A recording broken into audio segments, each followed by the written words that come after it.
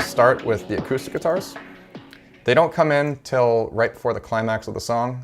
They sound like this on their own.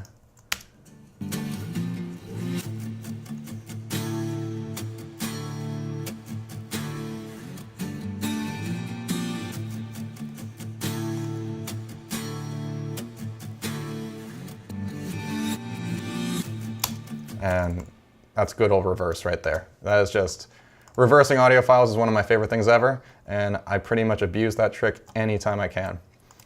But so these guitars, they were recorded right in this room. It is a Taylor 414, and I had it tuned to a really, really open tuning. This track's in D minor, and I'm fairly certain the guitar was probably tuned something like D-A-D-D-D-D, which is ridiculous, but for the sake of having a really big open strum, you can't really get that any other way, and it's a very easy way and fun way to get these really big open chords. It is a very, very, very, very modest plug-in chain. All we have, basic EQ, not doing much, basic compression. These are on the individual sides. And then on the actual bus itself, again, there's a little more EQ work, just low mids, low end. I have the UA 1176 doing a little bit of 1 dB of reduction, but I also like a little bit of color it adds. And then there is a filter, and the filter gets used only in transitions. And I always liked filtered guitars. You only hear it at the very end, but it's effective.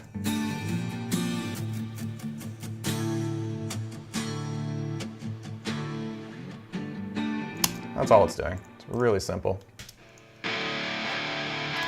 This just recorded with the PRS 7-string guitar, going through the Axe effects using an emulation of a Diesel VH4, which is really my favorite. VH4s have always been my favorite amps. Really, that is because I've always been obsessed with Tool for going on 20 years. But that plus the acoustic guitars together, that fills out the whole rhythm section of the guitars. And together,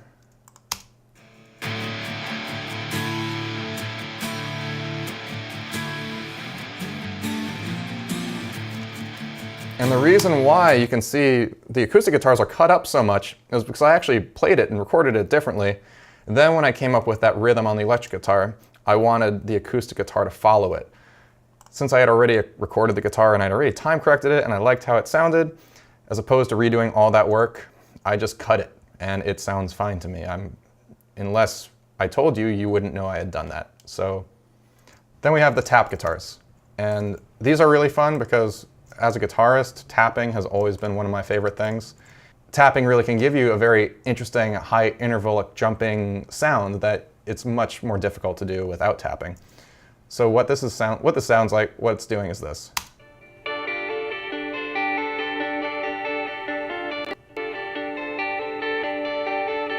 And once again,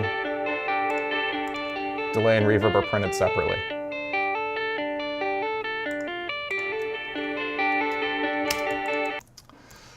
My favorite thing about this part, aside from, I do like the pattern, I think it's rather fun and it was rather fun to play.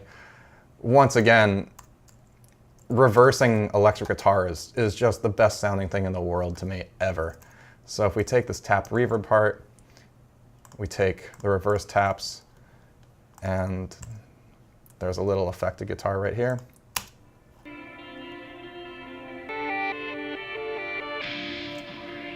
It's just such a cool effect.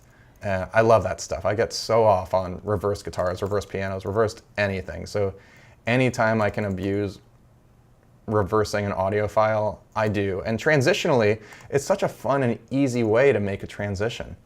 I mean, if we look at this, you can see I'm actually using the reversed guitars as a turnaround every time something actually happens here. So if we go right here again, right before the acoustic guitar section comes in before the actual climax.